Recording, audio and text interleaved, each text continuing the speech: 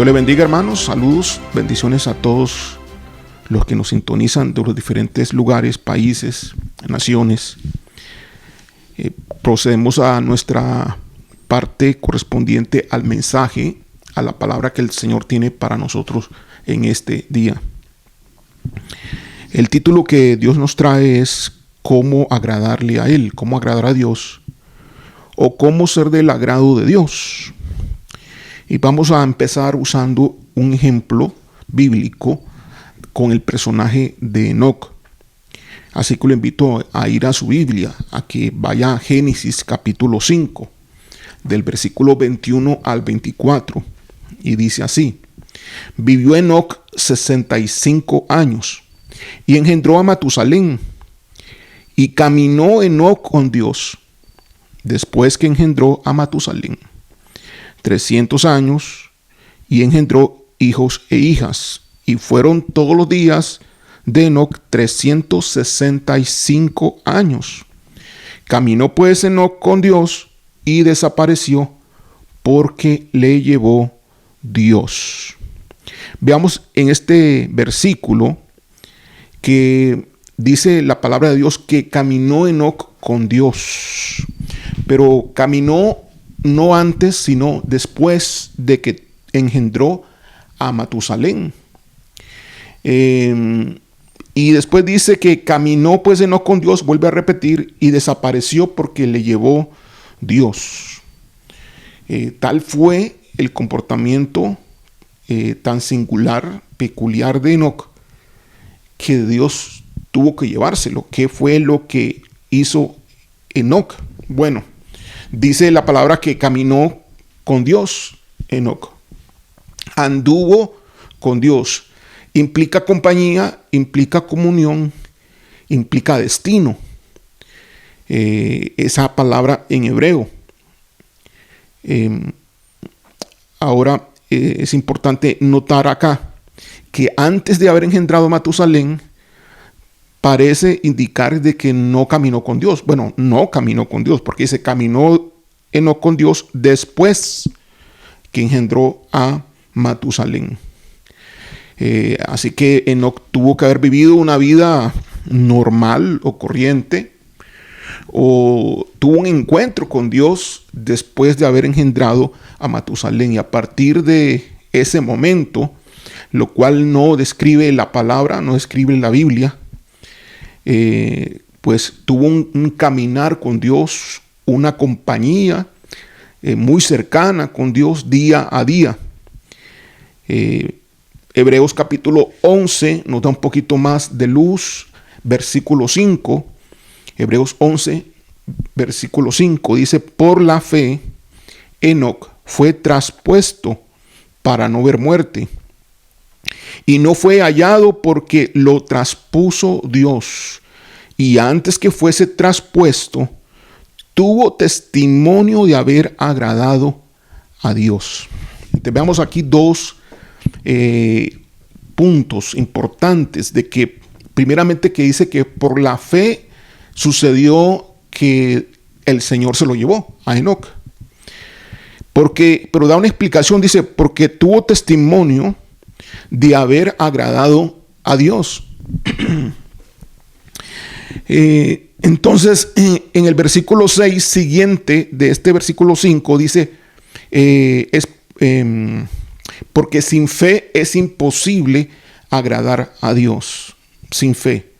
Entonces Enoc era un hombre de fe. Mientras caminó con Dios, caminó confiando en Dios, caminó a pesar de las pruebas y los problemas, creyéndole a Dios a diestra y a siniestra. Fue Enoc un hombre con una fe firme. Tal era la fe de Enoc, tal era su convicción, que Dios se lo llevó. Tal fue del agrado de Dios Enoc en todo su proceder, que Dios lo raptó. Algunos dicen que Enoc es un ejemplo del rapto de la iglesia. Bueno, pudiera ser. Así que es la fe, pues, aquello que realmente pueda estar agradando a Dios. Todo aquel que le crea de corazón le agrada a Él. Es muy especial el hecho de que solamente 2 personajes en toda la Biblia fueron llevados por Dios sin haber experimentado la muerte: Enoc y el profeta Elías. Los 2 fueron los únicos que fueron llevados por Dios al cielo sin experimentar la muerte. Entonces el tema de hoy es cómo ser como Enoc, por así decirlo, cómo agradar a Dios, cómo llegar tal vez a un porcentaje de Enoc, o tal vez a ser como Enoc. ¿Qué implicaba caminar con Dios para Enoc? ¿Qué implica agradar a Dios? ¿Qué implica tener esa fe para que Él esté agradado, para que Él esté complacido? Así que yo traigo 7 puntos de cómo agradar a Dios o cómo ser del agrado de Dios. 7 puntos. El primer punto: cultivando la fe.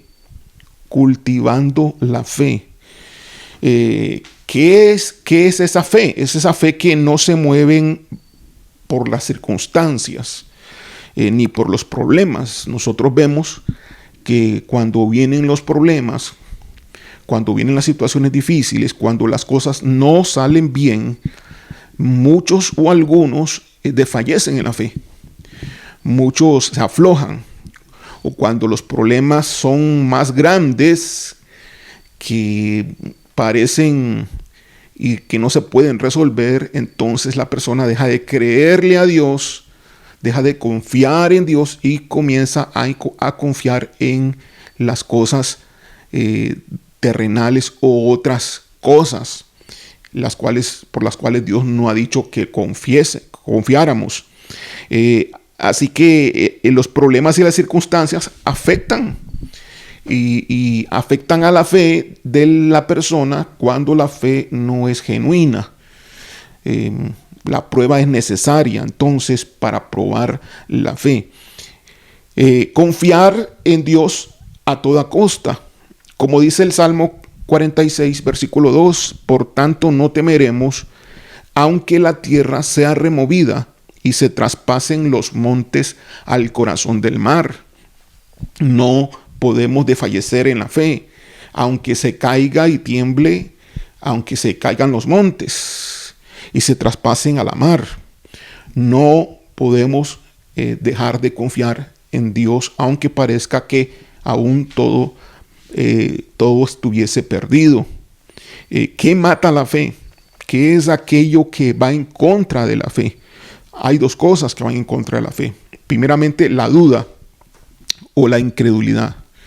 Cuando comenzamos a preguntarnos si lo que Dios dijo realmente es verdad, cuando comenzamos a dudar de la palabra que Dios dijo, de la palabra de Dios, ¿será que se equivocó? ¿Será que no es así? ¿Será que su promesa que me dijo que era para mí ya no es? ¿Será que? Y comenzamos a cuestionarnos mentalmente en nuestro razonamiento en función de la situación que estamos viendo. Ahora, la fe no es por vista, sino que la fe es por convicción. Más hay incredulidad en el corazón, hay incredulidad en la mente del cristiano. No cree o duda. Eso mata la fe. El segundo aspecto que mata la fe es un corazón movido por las emociones o un carácter o cuando las emociones mueven las actitudes de la persona y no sus convicciones.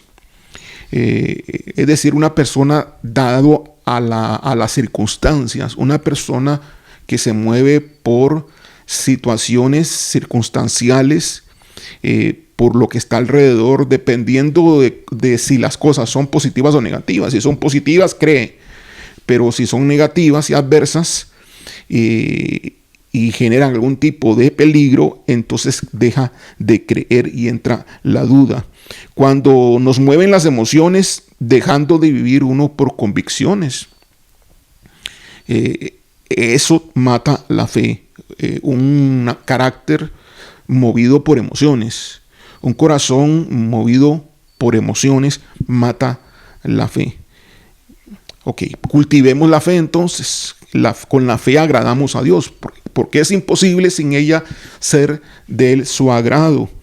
Y creamos de corazón, creamos con todas nuestras fibras de nuestro ser, creamos con toda nuestra mente, con todo nuestro espíritu y con todo nuestro cuerpo aún. Segundo aspecto para agradar a Dios es cultivando la humildad. La humildad del cristiano. O sea, no solamente creer, sino es importante desarrollar la humildad. Salmo 51, 17, en la traducción lenguaje actual dice: para ti la mejor ofrenda es la humildad. Tú, mi Dios, no desprecias a quien con sinceridad se humilla y se arrepiente.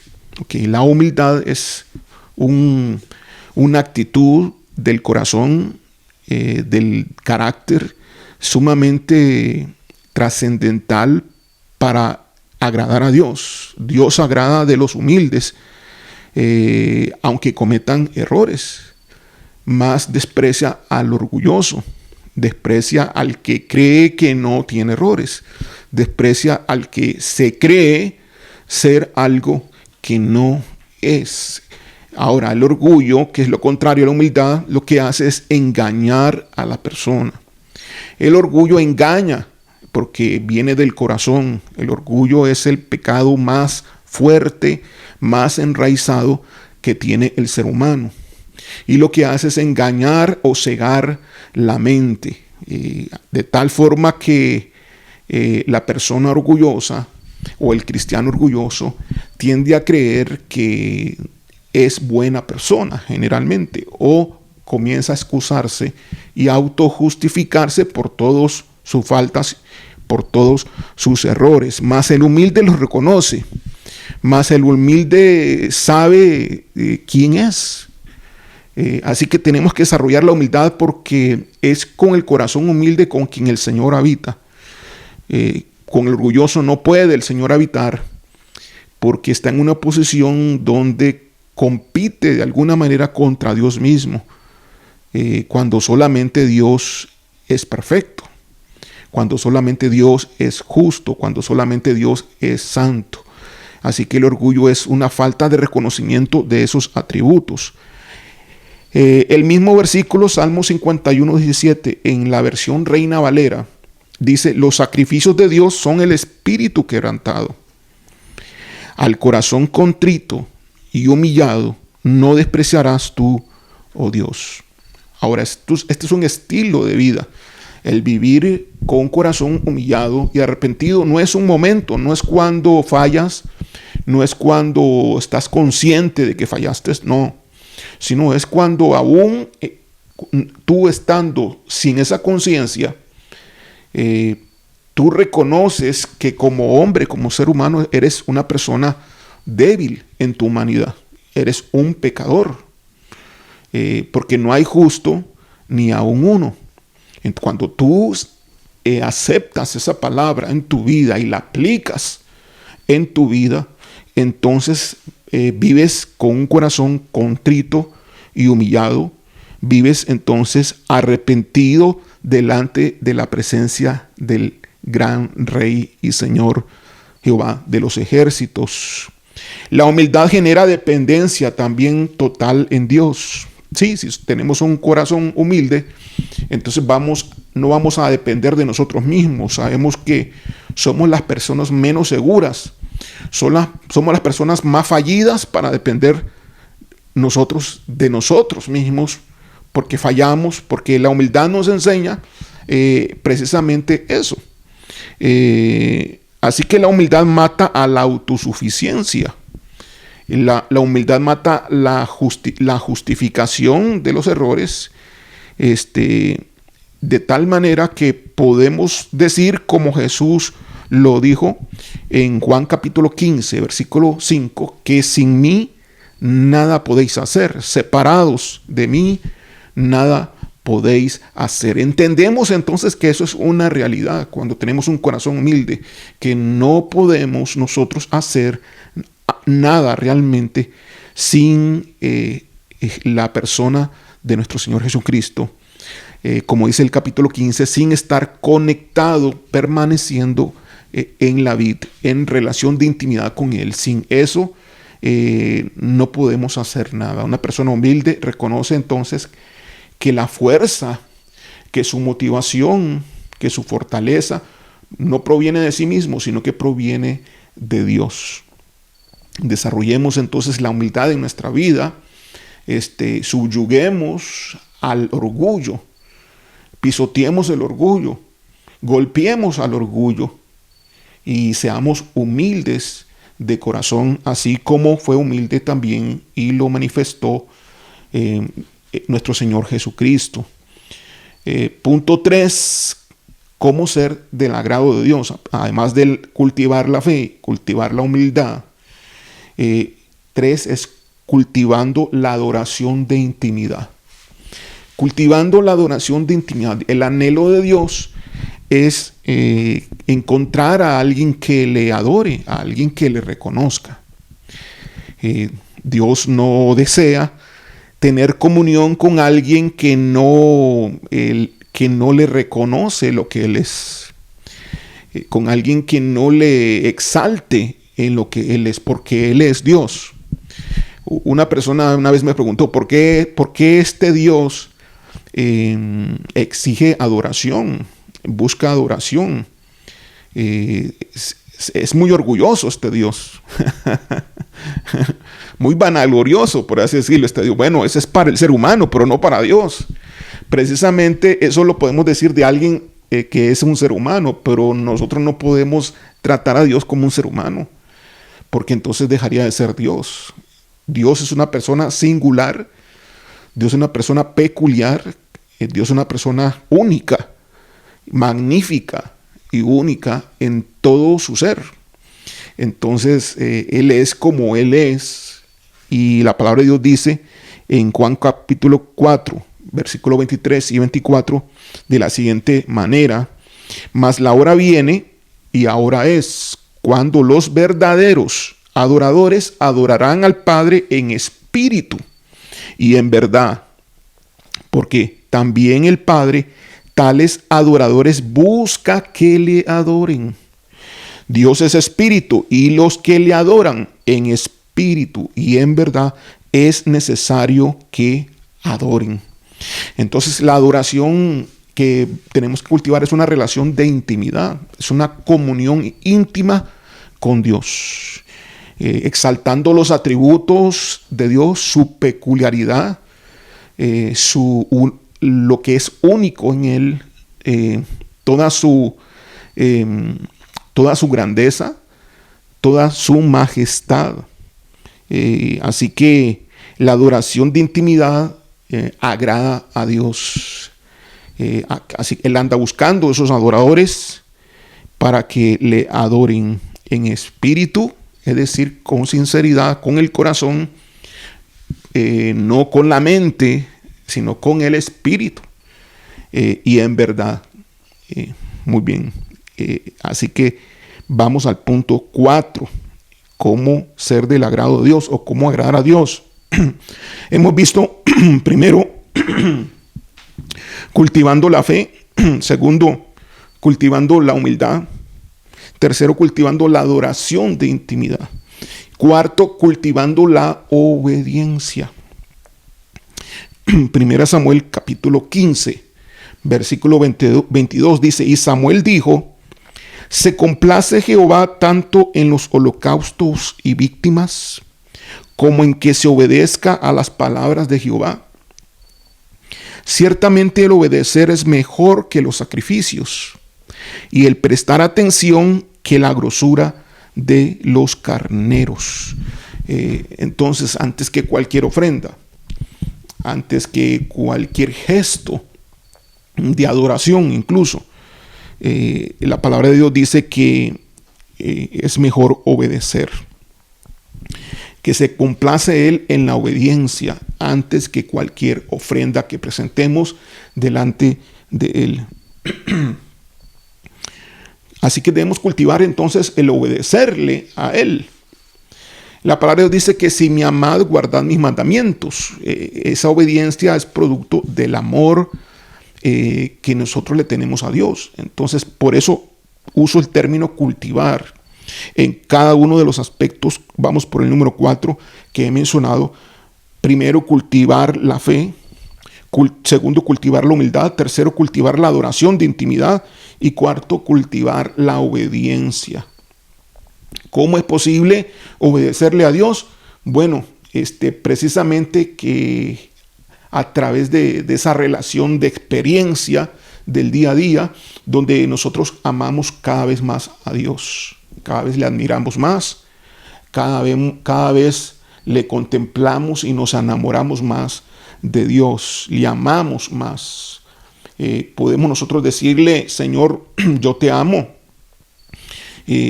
Y a veces uno puede pensar que creo que tal vez es hipocresía, creo que no le amo como debiera ser. Pero cuando tú le dices al Señor que yo te amo, Él pone amor en ti. Te doy una clave, te doy un secreto.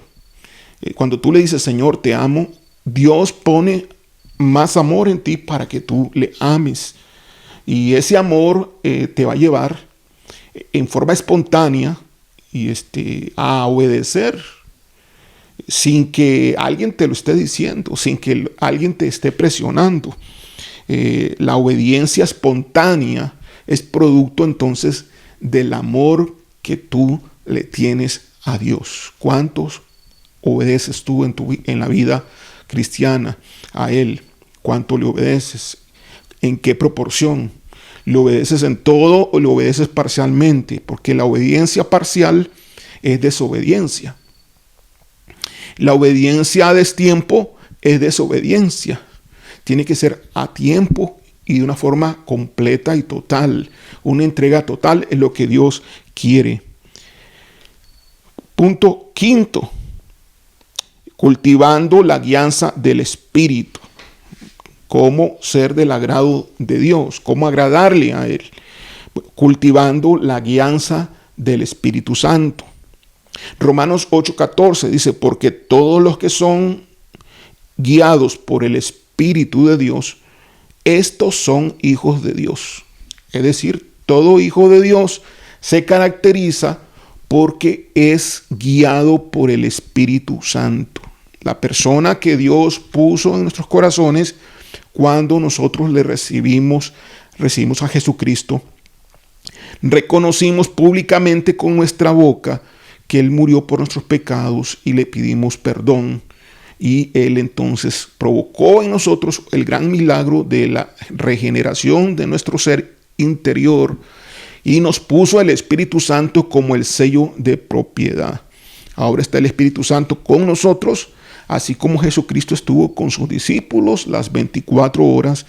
Ahora el Espíritu de Dios está con nosotros y es a través de Él que nosotros vivimos la vida cristiana hoy, haciéndole caso a lo que el Espíritu Santo dice, dejarnos guiar por el Espíritu de Dios. De esa forma ahora agradamos a Dios. Cultivando esa guianza, vamos a tener un lugar seguro a donde vamos a ir protegido por Dios, bajo su cobertura. Así que llevamos 5 puntos de cómo ser del agrado de Dios. 1, cultivando la fe. 2, cultivando la humildad. 3, cultivando la adoración de intimidad. 4, cultivando la obediencia. 5, cultivando la guianza del Espíritu Santo.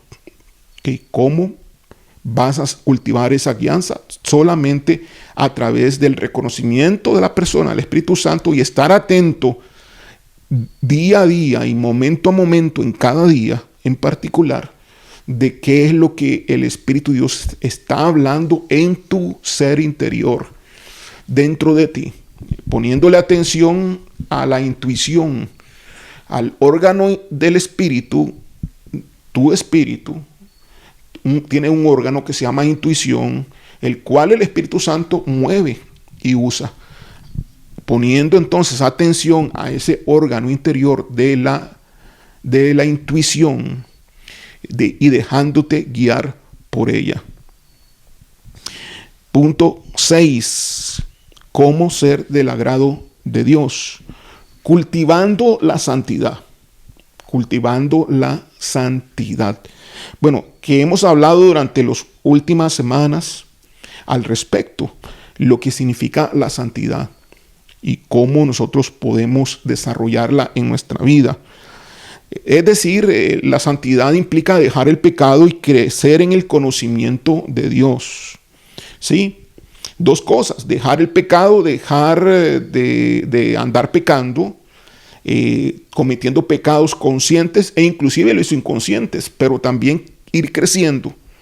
No solamente dejar de pecar, sino también ir creciendo en el conocimiento de la persona de Dios.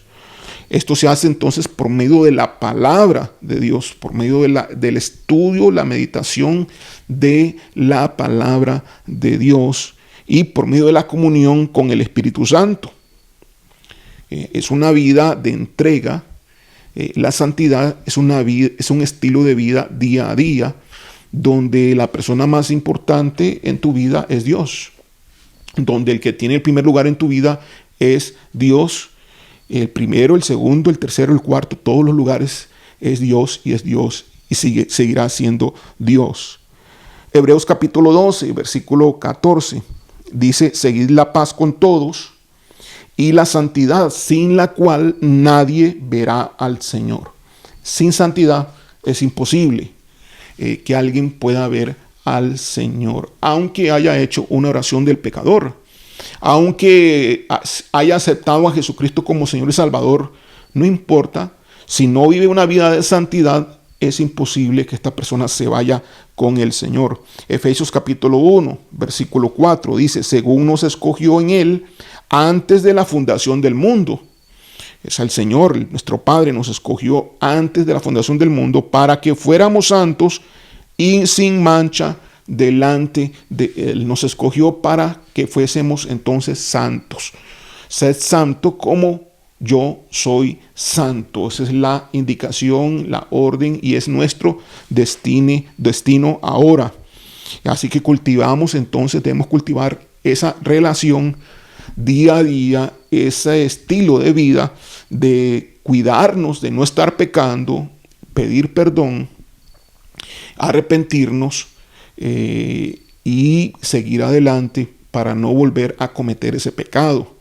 La santidad implica no solamente que vamos a recibir el perdón a través de la sangre que Jesús vertió en la cruz para que nos limpie el pecado a través del arrepentimiento, no, pero no solamente eso, sino la santidad implica no volverlo a cometer.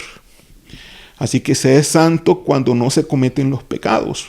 Mas si tú cometes pecados y pides perdón, aún te falta camino a desarrollar para alcanzar la santidad que realmente Dios quiere que esté en ti.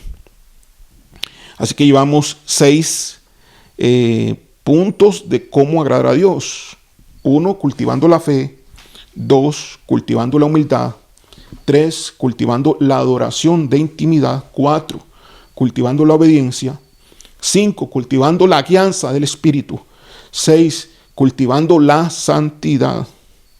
Y 7, y último, cumpliendo su propósito y su llamado. Ahora no te estoy diciendo que cumpliendo tu propósito, el tuyo, ni tu llamado, porque muchos hermanos, muchos cristianos tergiversan las intenciones de Dios y convierten las intenciones de Dios en sus propias realmente intenciones. Así que yo mejor defino bien: cumpliendo su propósito, el propósito de Dios en tu vida y cumpliendo su llamado. Ese es el punto 7. De esa manera tú agradas a Dios. Es decir, una búsqueda constante de su voluntad. ¿Qué es lo que Dios quiere de mí hoy? Y es una pregunta que debes hacerte constantemente. ¿Qué quieres, Señor, de mí que yo haga? Ahora tú puedes decir, bueno, Dios quiere que lees la Biblia. Sí, pero es más que eso. Dios quiere que ores, es más que eso. Dios quiere que tengas relación de intimidad. Dios quiere que hagas todo lo que hemos visto hacia atrás, pero es más que eso. Buscar su voluntad es más que eso. Buscar su voluntad es estar atento, a hacer todo lo que Él diga e ir a donde Él te indique. Es decir, vas a tener que renunciar a tus propios objetivos. Implica renunciar a tus propios sueños. Implica renunciar a tus propias metas. ¿Estás tú dispuesto a eso? Rendir tus metas y tus propios sueños para que en vez de los tuyos, entonces tú busques las metas, los objetivos de Dios, los sueños de Dios que tiene contigo en cuanto al propósito de Él, en cuanto a su plan para tu vida. Romanos capítulo 8, versículo 28 dice, y sabemos que a los que aman a Dios, todas las cosas les ayudan a bien. Esto es, a los que conforme a su propósito son llamados. Entonces, en el reino de Dios, todo lo que el Rey tiene está disponible para aquellos que le aman a Él.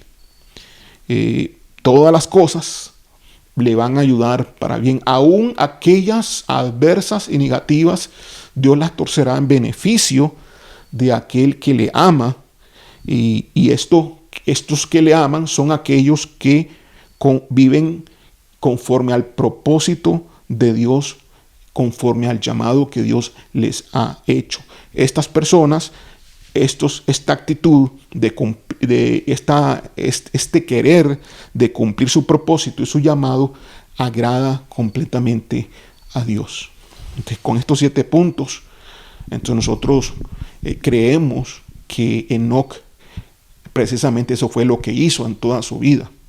Enoc cultivó la fe, creyó en Dios a pesar de las circunstancias. Enoc cultivó la humildad, dejó su orgullo y reconoció su debilidad y que la fortaleza y su dependencia tiene que ser completamente en Dios. Cultivó la adoración de intimidad a través de una adoración, un compañerismo muy cercano con Dios. Cultivó la obediencia y él hacía solamente lo que Dios le decía. Cultivó la guianza del Espíritu. Las indicaciones de Dios eran lo primero y lo último en su vida. Cultivó la santidad, el acercarse a Él y dejar y abandonar el pecado y los deseos y las atracciones que el mundo puede ofrecer, y cumplió el propósito de Dios para él y su llamado. Vamos a orar en el nombre de Jesús. Gracias, Padre, por tu palabra, Señor.